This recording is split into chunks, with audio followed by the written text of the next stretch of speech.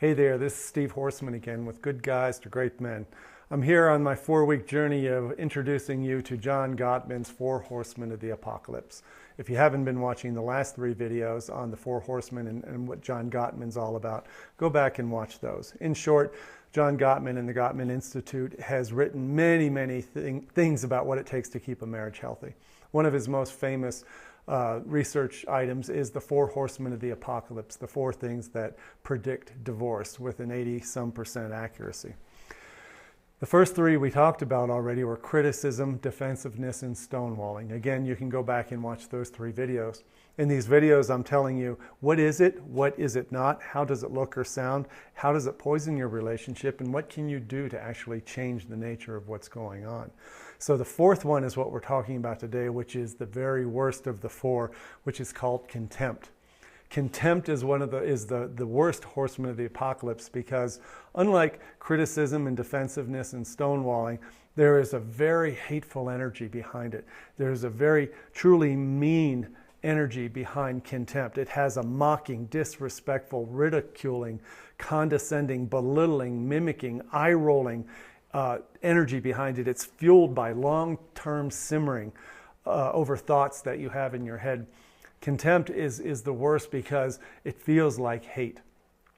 And as you know, hate is the opposite of love. And every time you do something contemptuous, it's going to create even more feelings of hate. Also, contempt can come from a place of superiority. If she is acting with contempt or you are, it tends to make you put yourself on a pedestal and look down at another person because it makes you feel like you're more righteous or more superior. One thing I want to talk about what contempt is not, just to help make it clear. When you or she is in a bad mood, if she rejects your advance for a hug or a kiss or even sex, that isn't contempt. A complaint, right? Just venting, just a rant about a bad day, just bad energy, dark clouds, that kind of stuff is not contempt. Contempt is intentional. It comes with the intent to hurt. It's not the smaller stuff like complaining and whining and venting. Most contemptuous acts come from a place of fear. This is what I want you to know about all of these things, whether it's criticism, defensiveness, stonewalling, or contempt itself. It comes from a place of fear. When people do these things, including you, it's coming from a place of fear, an inner wound that you have that is making you do this.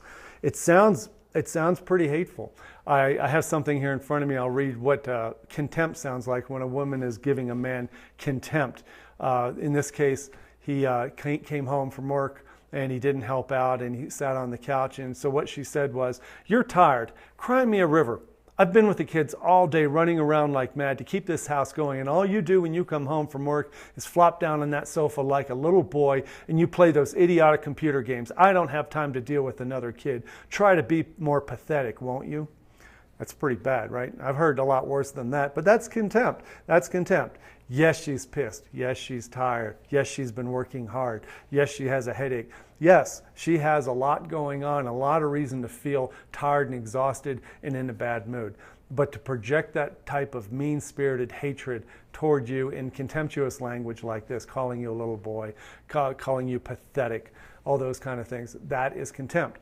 Think about how you might have done it back to her. In my experience, married 28 years, I can think of all kinds of contemptuous things that I did, especially when it came to what I used to call intellectual warfare, when I used to try to make her feel stupid and insidiously try to insult her intelligence, be condescending and belittling and mocking, that kind of stuff. I hate to admit on camera that I was like that, but I can go back and hear some of the crap I did, and I am not proud of it. But if only somebody would have told me then. How does it sound? So I just talked about what's it sound. How does contempt poison a relationship? I probably shouldn't have to explain this because you already know. It creates a total lack of emotional safety. Just like that thing I read, you will never feel safe to enter your home again and sit down or watch TV or play a video game without fear of being totally emasculated, totally attacked. Contempt creates a lack of emotional safety, which is another one of those foundations of a good relationship. It erodes trust in each other. You just come to expect the worst from each other. It creates a repelling, I call it repulsion, a repelling energy between the two. You can't even get close to each other, which creates more distance and more distance. Contempt breeds more contempt. the more contemptuous you are toward her, the more she's going to be to you, and vice versa. So how can you change a cycle of contempt? Again, just like the last 3 videos, this is for men. This is for you to decide that you always have the choice to decide your response. Your feelings come from your thoughts. And your thoughts come from how you've already premeditatedly chose to respond to pressure. So in this video, when next time you feel attacked or somehow mocked or ridiculed, I want you to think now how you're going to think about it. Know that it's coming from fear. Know that it's coming from frustration. Know that it's coming from a part of her that isn't trying to hurt you. It's trying to somehow build herself up or protect her. It's not about you. When you feel contempt coming at you, you have to just stop. You have to identify it. Call it out as contempt. If something horrible is said to you, say, you know, that was really horrible. That was really mean. That was uncalled for. That's what they call contempt. We got to stop this. And you have to be consistent. If you've been doing this work, you have not been doing contemptuous things. You're looking at yourself. You're looking at how you've been showing up. And the best way to stop contempt in your relationship is to be the one that stops it first, permanently, consistently. You do not screw up, and you hold yourself accountable to a higher level. You have to stand up for what you want by being what you want. So I'll wrap this up by saying that criticism, defensiveness, stonewalling, and contempt are the 4 horsemen of the apocalypse. Those are the 4 things that are most likely to create a divorce. And if you want any chance at reversing the downward spiral, going into separation and divorce and creating something new, a version 2.0 of your relationship, it has to start with you. You have to decide that you are going to be the change that you want to experience. I know that's an old cliche said by Gandhi or somebody, but we have to do that.